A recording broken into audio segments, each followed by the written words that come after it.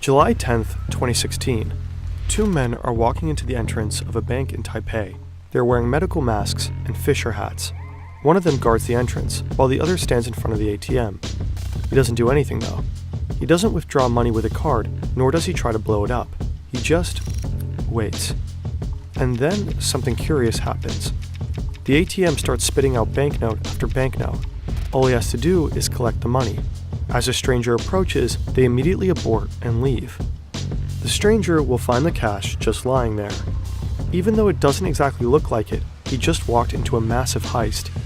While those two men collected their money, 20 others did the same thing at other branches. This is just one puzzle piece of a larger operation, a 2-year-long sophisticated attack that shook the global financial system to its core. More than 100 banks in over 30 countries with stolen funds amounting to roughly $1 billion. One of the biggest bank heists in history, orchestrated by hackers. The Carbanak Group. They are led by one elusive mastermind. But on this one night in Taipei, he and his team made a crucial mistake. One that they will pay a heavy price for. Carbanak was a game changer, I think. Poof. The attackers, they have the password of the administrator. So at that point we knew that they were watching what we were doing. It's very hard to arrest a piece of code.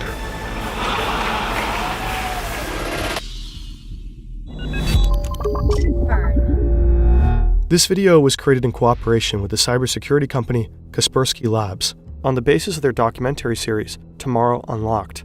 Also, check out this great podcast episode by Darknet Diaries on the story, link in the description. The actual events of this hack are known, but the names of the attacked banks and involved employees were never disclosed. So to tell this story, we created Maxim. That's him. It's the 8th of April, a regular Tuesday. He works in a Ukrainian bank. He's a well-respected employee, but he has a bad habit of not installing his Windows updates. As he sips his coffee and thinks about the receptionist he has a crush on, an email from his colleague pops in. It's from Sergey, his co-worker. The mail has a Word document attached.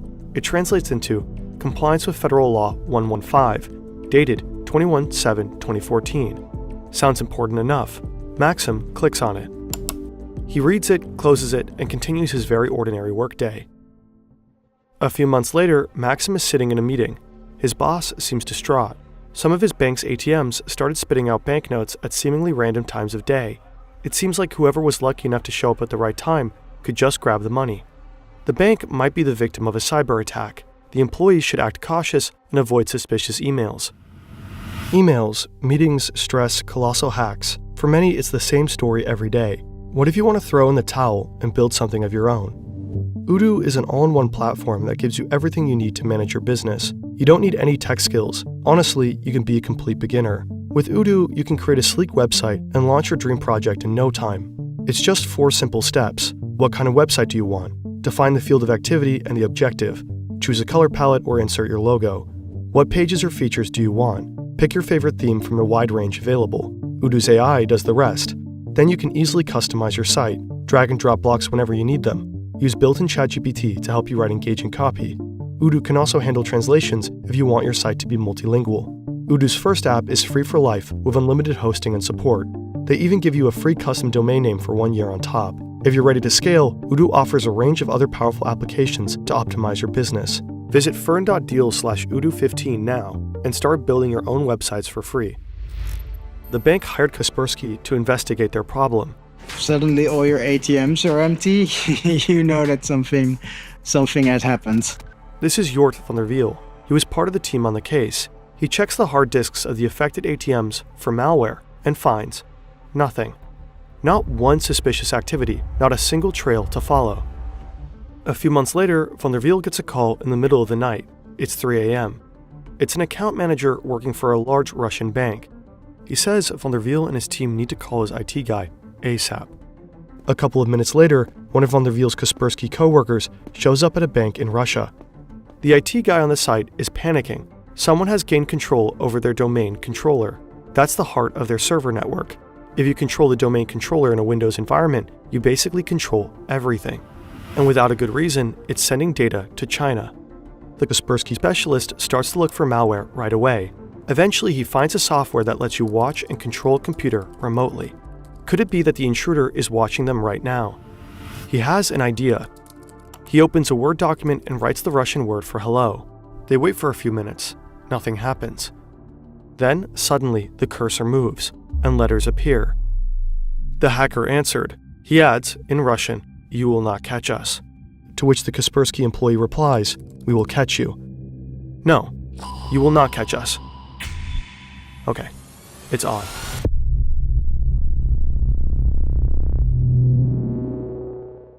It will take some time, but eventually the Kaspersky team finds the malware. It is similar to the Garburb Trojan.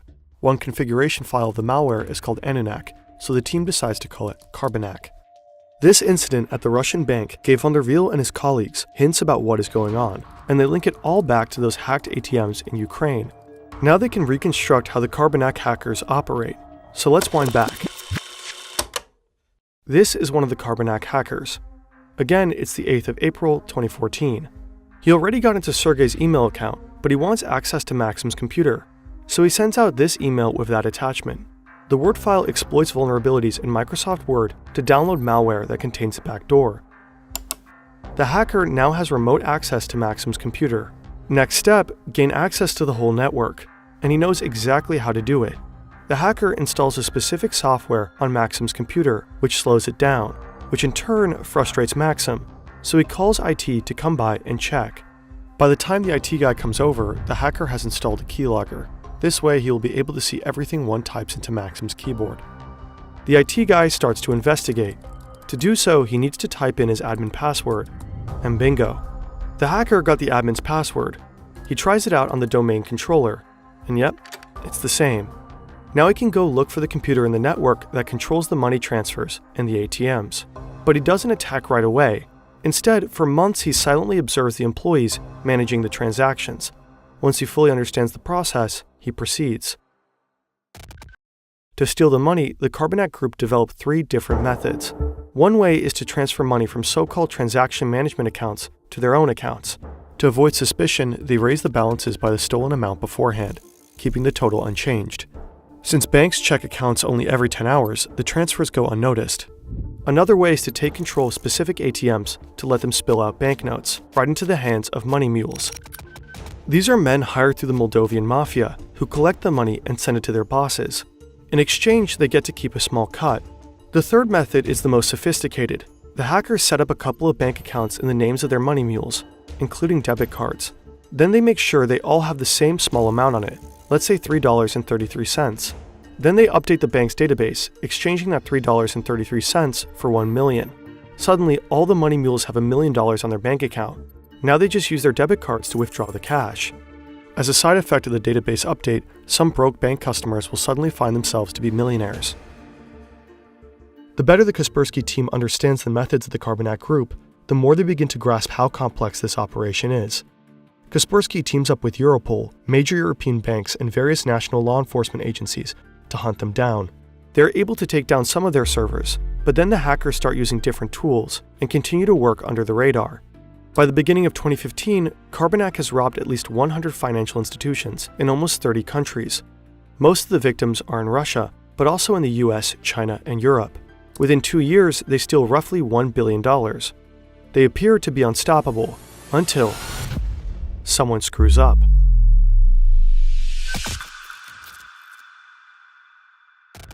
The first bank reported that over 70 million NT dollars was withdrawn illegally. The withdrawals were made in both Taipei and Taichung across 34 ATMs and 20 branches. In July 2016, Carbonac attacks the so-called first bank in Taipei, but the Taiwanese police are quick on their feet. Very quick. 我们从被盗领的 ATM 的影像先去调。 At least 500 police officers checking the CCTVs. We track all the footage from the ATMs and back to the hotels of all the suspects. 这一个车手的一个身份，陆陆续续，接下来3、4天的时间，全部把22位的一个身份22 money mules, most of them Russian, the rest from Eastern European countries. 19 of them successfully flee Taiwan, but 3 remain in the country with the money. Their faces are all over the media. To escape, they have to get rid of the money somehow. One of them hides 2 sports bags with some of the money at the Donghu Park. He then flees to Yilong County and hides there. But he is caught and leads the police back to the sports bags. But instead of 2, there is only 1 left. An elderly man found one of the bags and took it home. He probably think that was fortune from God. The police seize the second bag and search for the other money mules. A man called Bobby hides the rest of the money in 2 suitcases and stows them in 2 lockers at Taipei Central Station. Shortly after, 2 other men from Eastern Europe arrive in Taiwan and collect the suitcases from the main station. They go to a hotel to have brunch. As they sit down, they're interrupted by the police. Put down the knife, your fork, stay calm, don't move. Resign the election with us, such a shame. They ask the men to take them to their hotel room. Сколько у вас человек всего? Здесь нас двое. Нет, целая группа. Чего группа? Вот это преступление.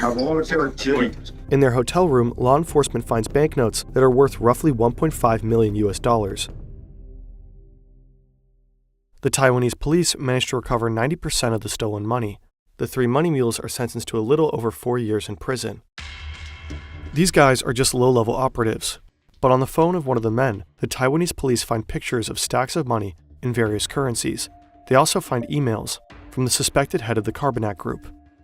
Europol, the FBI, cybersecurity companies, and several authorities from different countries work tirelessly to find the Carbonac mastermind. Little do they know he is hiding all the way across the globe, living a life in luxury.